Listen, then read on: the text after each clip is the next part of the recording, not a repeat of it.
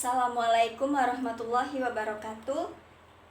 Saya Fitri Handayani akan mempresentasikan layanan konsultasi. Layanan konsultasi terdiri dari beberapa materi. Yang pertama ada deskripsi umum, yang kedua tujuan, yang ketiga komponen, yang keempat azas, yang kelima pendekatan strategi dan teknik, dan yang terakhir operasionalisasi layanan konsultasi.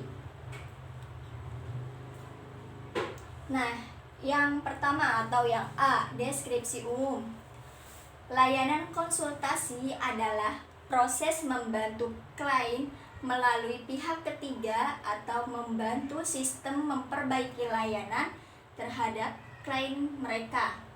Bentuk yang pertama biasanya disebut konsultasi triadis atau konsultasi tiga pihak. Sangat efektif untuk menangani orang tua yang memiliki anak-anak bermasalah atau guru-guru yang menghadapi siswa-siswa bermasalah. Nah, konsultasi ini juga dapat digunakan terhadap 2 orang konsulti atau lebih kalau konsulti itu menghendakinya. Konsultasi dapat dilaksanakan di berbagai tempat dan berbagai kesempatan, seperti di sekolah atau di kantor. Di kantor tempat kerja boleh dilakukan keluarga yang mengundang konselor. Di tempat pihak praktik mandiri juga bisa.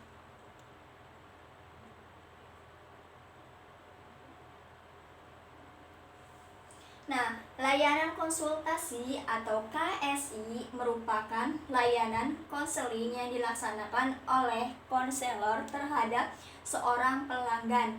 Disebut konsulti yang memungkinkan konsultasi memperoleh wawasan, pemahaman dalam menangani kondisi dan atau permasalahan pihak ketiga.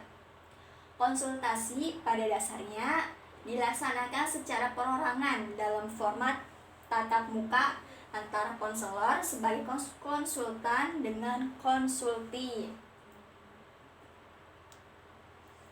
Nah, yang kedua atau yang B itu ada tujuan. Tujuan terbagi menjadi 2. Ada tujuan umum dan ada tujuan khusus. Yang pertama, tujuan umum.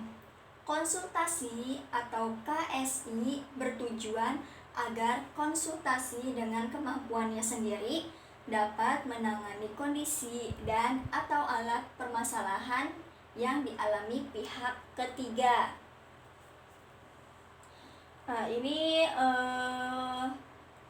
pihak ketiga ini mempunyai hubungan yang cukup berat dengan konsulti, sehingga permasalahan yang dialami oleh pihak itu setidak-tidaknya jadi ini dia tuh menjadi tanggung jawab konsulti sendiri. Dan yang kedua ada tujuan khusus. Kemampuan konsulti sendiri yang dimaksudkan di atas dapat berupa wawasan, pemahaman, dan cara-cara bertindak yang terkait langsung dengan suasana dan atau permasalahan pihak ketiga itu, atau disebut fungsi pemahaman.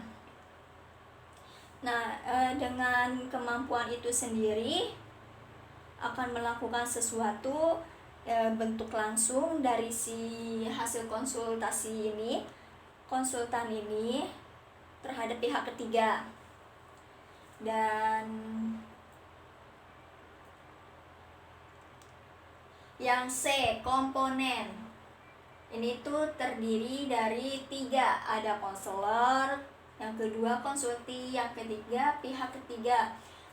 Nah, yang pertama ini konselor. Konselor adalah tenaga ahli konseling yang memiliki kewenangan melakukan pelayanan konseling pada bidang tugas pekerjaannya. Nah, itu sesuai dengan keahliannya, konselor juga melakukan berbagai jenis layanan konseling.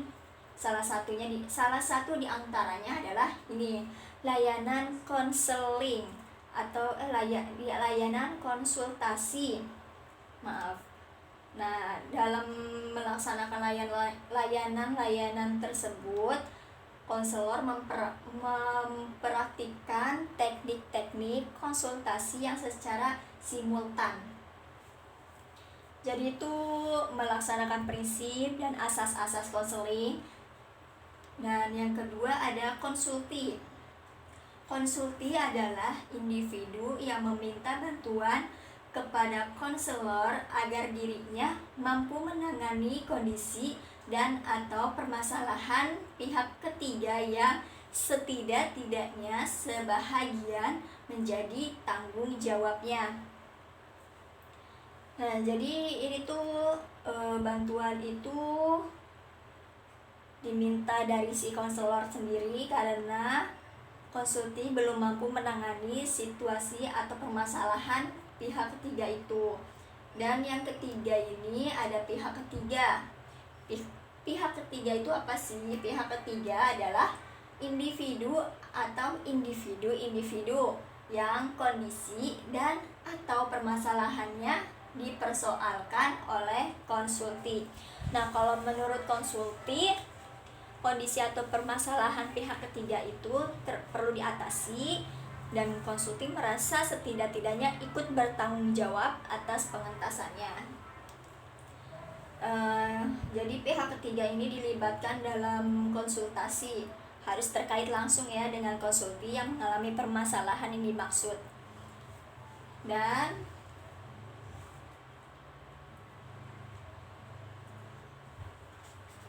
yang D ada azas. Yang ini ada beberapa, ada yang pertama, ada 3. Pertama etika dasar konseling, kedua kemandirian, dan yang terakhir ini asas yang lain. Yang pertama etika dasar konseling, ini ada 3 etika dasar konseling, yaitu kerahasiaan, kesukarelaan, dan keputusan diambil oleh klien sendiri. Ini menurut Muron dan kawan-kawan sepenuhnya berlaku pada proses konsultasi dalam layanan KSI. Nah, ini juga pihak ketiga etika ini terkait langsung dengan asas-asas konseling. Nah, kerahasiaan konsulti dan pihak ketiga, hal-hal yang menyangkut dari masalah mereka dirahasiakan dengan ketat oleh si konsulti ini dan dijamin terjaga rahasianya. Selanjutnya juga konsulti terbuka mengemukakan dan mendiskusikan berbagai hal, baik berkenaan dengan diri konsulti sendiri maupun pihak ketiganya. Dan yang kedua ini ada kemandirian. Konsul atau klien diharapkan mencapai tahap-tahap kemandirian berikut. Ini ada 5 tahap-tahapnya. Yang pertama, memahami dan menerima diri sendiri secara positif dan dinamis. Nah, maksudnya ini melalui analisis dan diskusi yang terselenggara dalam proses konsultasi atau konseling, tahap ini dapat dicapai. Nah, jadi ini biar permasalahannya bisa dicapai, kita tuh harus punya pemikiran positif dan kemandirian. Dan yang kedua ada memahami dan menerima lingkungan secara objektif, positif, dan dinamis. Nah, ini juga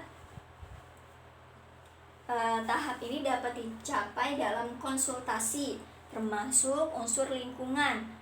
Unsur lingkungan ini adalah pihak ketiga dari si permasalahan serta hal-hal yang terkait di dalamnya. Yang ketiga, mengambil keputusan secara positif dan tepat. Nah, setelah konsulti, klien mencapai kedua tahap di atas, khususnya berkenaan dengan masalah yang dibahas dalam konseling atau konsultasi. Nah, diharapkan si klien ini dapat mengambil keputusan secara positif dan tepat. Yang ketiga, yang keempat, mengarahkan diri sesuai dengan keputusan yang diambil. Jadi si konsultan atau klien ini selanjutnya diharapkan mampu melaksanakan keputusannya itu. Keputusan itu dilaksanakan dengan penuh tanggung jawab dan berani menerima resiko atas dilaksanakan keputusannya itu. Dan yang terakhir ini, mewujudkan diri sendiri. Maksudnya ini, manakala konsultan atau klien telah benar-benar mampu berdiri sendiri tanpa bantuan pihak lain, mengatasi permasalahan yang dihadapi, memenuhi kebutuhan yang dikehendaki, tahap ini adalah paling tinggi daripada tahap-tahap sebelumnya, karena ini dari kemandirian si klien sendiri. Dan yang ketiga ini, asas yang lain-lain. Nah, di atas kan telah mengetahkan asas-asas kerahasiaan, kesukarelaan, keputusan, keterbukaan, kemandirian. Nah, ini ada asas-asas yang lain. Asas-asas yang lain ini terdiri dari asas kegiatan, kekinian, kedinamisan, keterpaduan, kenormatifan, keahlian, alih tangan, dan terakhir tuturi handayani. Yang pendekatan, strategi, dan teknik. Nah, yang pertama, strategi. Perbedaan pokok antara layanan konseling perorangan atau KP dan layanan konsultasi atau KP adalah bahwa pada konseling perorangan, penanganan masalah klien langsung dilakukan oleh konselor. Sedangkan pada konsultasi penanganan masalah pihak ketiga, yaitu seorang atau sejumlah individu yang mengalami masalah, dilakukan oleh konsulti setelah berkonsultasi dengan konsultan atau konselor. Apa yang perlu dikembangkan pada diri konsulti melalui konsultasi? Nah, di sini nih ada tidak lain adalah WPKNS, konsultasi khususnya berkenaan dengan permasalahan pihak ketiga yang nantinya akan ia tangani. WPKNS itu apa sih? Nih, ini kesingkatan dari wawasan, pengetahuan, keterampilan, nilai, dan sikap. Nah, wawasan ini secara umum pada tentang pihak ketiga ini meliputi pihak ketiga itu sendiri, permasalahannya, lingkungan, dan lain-lain yang terkait di dalamnya. Nih, pengetahuan ini cukup spesifik berkenaan dengan kaitannya antara pihak ketiga. Sedikit lebih jauh, pembahasan hal-hal spesifik itu disertai dengan kaidah-kaidah pokok yang didasarinya. Ini keterampilan ini untuk menangani permasalahan pihak ketiga. Nah, si konsulti ini memerlukan sejumlah keterampilan yang spesifik disesuaikan dengan permasalahan yang dialami pihak ketiga. Jadi harus ada keterampilannya, itu ada nilainya juga. Nilainya itu dikembangkan pada diri konsulti, meliputi nilai-nilai kemanusiaan, bagaimana ia memandang dari pihak ketiga dan manusia lainnya, nilai-nilai sosial dan moral, khususnya yang menyangkut hubungan antar individu, hubungan diri dengan lingkungan, nilai, hukum, moral, dan spiritual. Dan yang terakhir ada sikap. Nah, sikap ini bagaimana si konsulti menyikapi diri pihak ketiga dari permasalahannya. Sikap positif yang dinamis tentunya, atau disebut developmental. Perlu dikembangkan melalui si konsultasi ini.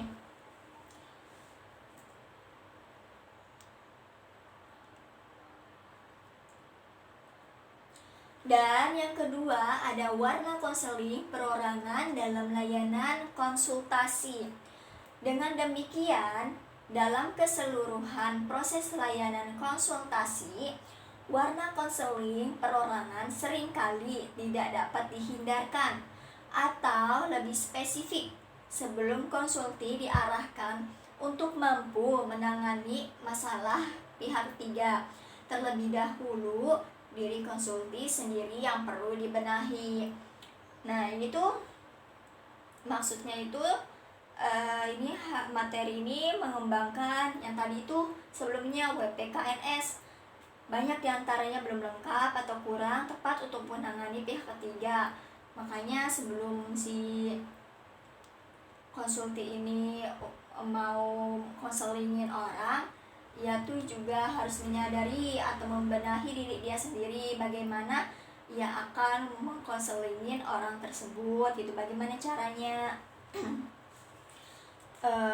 Atau dilatar belakangi oleh si WPKNS ini, dan bagaimana ya yang semulanya oleh konsulti dianggap masalah gitu. Dan yang ketiga ini ada teknik. Teknik ini terbagi menjadi dua. Yang pertama teknik umum, yang kedua teknik khusus. Teknik umum. Teknik ini dimulai dari menerima klien atau konsulti, mengatur posisi duduk, mengadakan penstrukturan atau khususnya tentang layanan konsultasi, mengadakan analisis dan diskusi tentang permasalahan yang dihadapi, sampai dengan mengadakan nilai dan laporan. Nah, yang ini tuh membangun hubungan ya antara si antara klien dengan si konsultasi ini, si konsulti. Nah, dia tuh jadi kayak kontak mata gitu, dorongan minimal, dan dia tuh diajak terus juga ya, perlu nih diajak berbicara 3M. Refleksi bisa, terus juga atau pernyataan terbuka, menyimpulkan dan penafsiran, dan serta membangun semangat, strategi memfrustasikan dan tiada maaf. Teknik-teknik umum ini diperlukan baik layanan KP maupun KSI. Yang kedua ada teknik khusus. Teknik-teknik ini terbentang dari perumusan tujuan, yaitu hal-hal yang ingin dicapai klien atau konsulti dalam bentuk tingkah laku nyata, pengembangan tingkah laku itu sendiri, sampai peneguhan hasrat, pemberian nasihat, penyusunan kontrak, dan jika perlu alih tangan kasus. Nah, jadi ini pengubahan tingkah laku itu meliputi pemberian informasi dan contoh, latihan khusus atau penenangan, desensitisasi atau atau disebut kursi kosong, permainan peran juga boleh, atau dialog, keunggulan seksual. Dan yang keempat ada penguasaan teknik oleh konsulti. Keterampilan yang perlu dikuasai konsulti dan diterapkan terhadap pihak ketiga adalah aplikasi alat-alat pendidikan. Nah, ini tuh ada 3M tadi.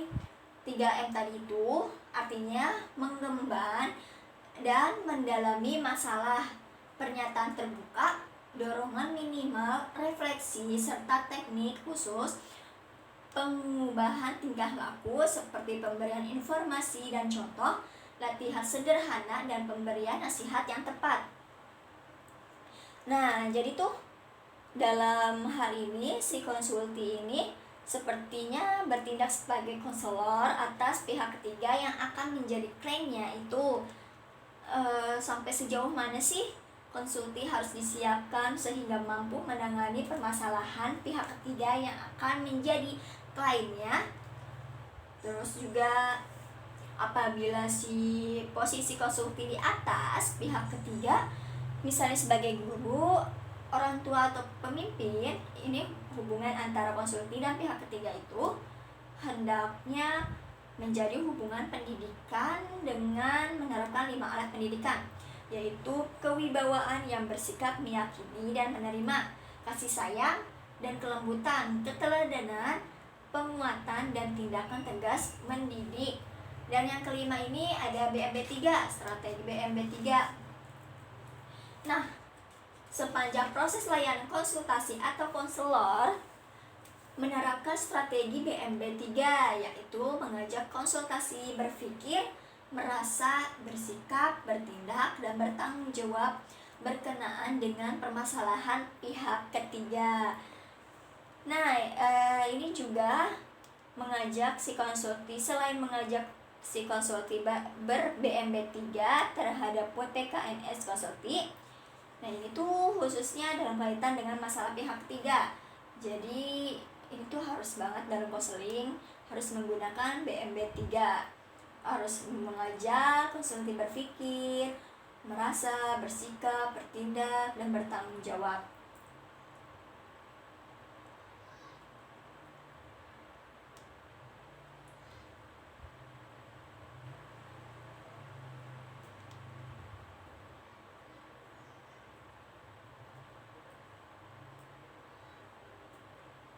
Dan ada yang keenam, waktu dan tempat. Kapan, dan dimanapun konsultasi itu dilaksanakan, kenyamanan kedua pihak diutamakan di samping terjaminnya kerahasiaan konsulti dan pihak ketiga. Lebih jauh, waktu dan tempat penyelenggaraan pelayanan antara konsulti dan pihak ketiga juga atas kesepakatan demi kenyamanan dan jaminan atas asas-asas konseling. Jadi tuh sebelum melakukan konsultasi atau konseling, jadi kita tuh harus mempunyai kesepakatan antara konselor yang menjadi konsultan dan konsulti. Kapan dan dimanapun konsultasi itu dilaksanakan, kenyamanan dua pihak diutamakan di samping terjaminnya kerahasiaan konsulti dari pihak ketiga.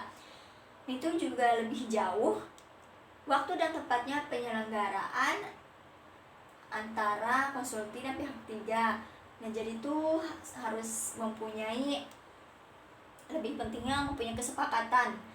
Dan yang ketujuh ini ada keterkaitan. Keterkaitan ini terbagi menjadi dua. Ada keterkaitan jenis layanan dan ada keterkaitan kegiatan pendukung. Nah, keterkaitan jenis layanan ini tampaknya layanan KSI tidak hanya dapat mewarnai oleh konseling perorangan, melainkan dapat diawali dengan bahwa bergeser menjadi konseling perorangan. Nah, ini tuh jadi lebih pelaksanaan konsultasi ini bisa berkelanjut, dapat dilaksanakan menjadi pendukung seperti aplikasi instrumen, kunjungan rumah, atau bahkan konseling perorangan terhadap konsulti. Dan ini juga menguasai pendekatan dan teknik-teknik konseling perorangan, termasuk kegiatan-kegiatan pendukungnya itu. Dan yang kedua ini ada keterkaitan kegiatan pendukung. Nah, apa aja sih kegiatan pendukungnya itu? Kegiatan pendukungnya itu ada 6. Yang pertama itu aplikasi instrumental. Nah, aplikasi instrumental ini seringkali digunakan untuk menjadi kondisi pribadi pihak ketiga yang masalahnya dibahas oleh konsultasi. Misalnya, konsultasi dengan seorang guru mata pelajaran yang ingin meningkatkan kemampuan belajar siswa-siswanya. Nah, ini kan memerlukan data tentang si siswa ini.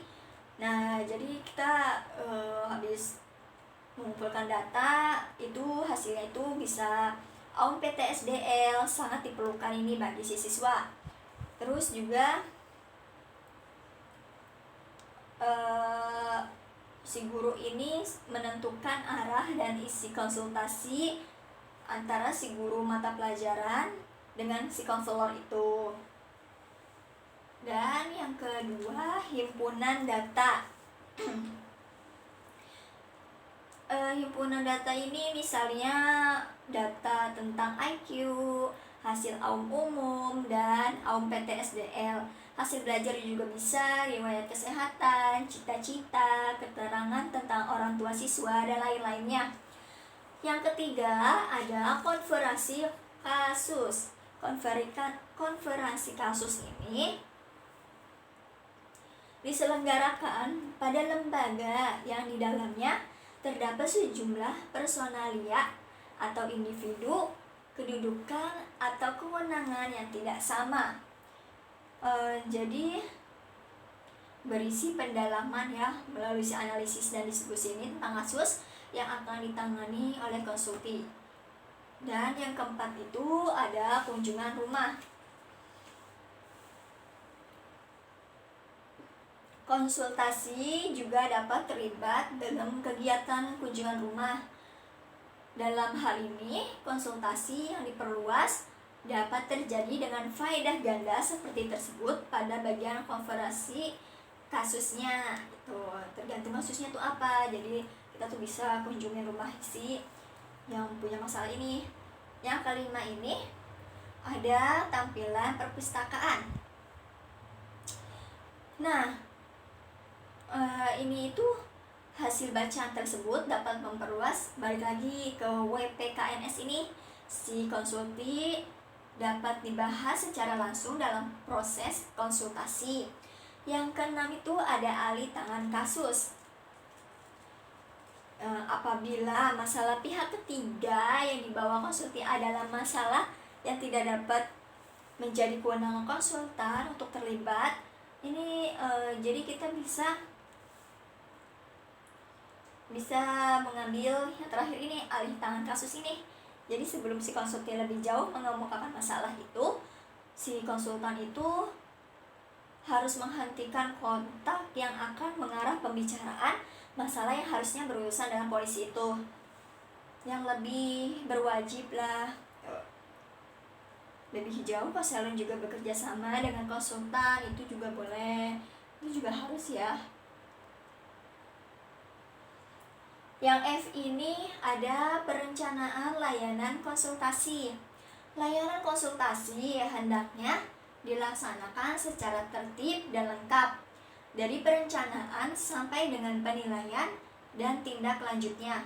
Hal ini semua untuk menjamin kesuksesan layanan secara optimal. Nah, langkah-langkahnya itu ada 4. Ada perencanaan dan perorganisasian. Ini biasanya itu disingkat dengan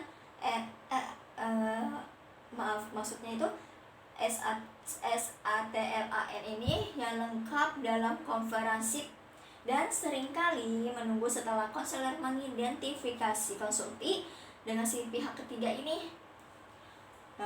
Terus yang kedua ada pelaksanaan. Nah, kegiatan utamanya itu ada 2. Yang pertama, mampu menangani masalah yang dialami pihak ketiga, dan yang kedua, memanfaatkan sumber-sumber yang ada melalui strategi BMB3. Lagi-lagi harus menggunakan BMB3. Biar apa? Biar konselor ini membina komitmen konsulti untuk menangani si masalahnya ini. Dan yang ketiga ini ada penilaian. Penilaian ini ada penilaian segera atau disebut laiseng, atau penilaian jangka pendek atau laijapan, atau penilaian jangka panjang atau disebut juga laijapang. Dan yang terakhir ini ada tindak lanjut dan laporan. Nah, hasil akan sangat berguna ya untuk mempertimbangkan upaya tindak lanjut berkenaan dengan penanganan masalah pihak ketiga. Nah, laporan ini berupa laperprok atau laporan pelaksanaan program. Nah, ini tuh juga memuat keseluruhan pada kegiatan layanan konselor terhadap konsulti dan kegiatan pelayanan oleh konsulti terhadap pihak ketiga.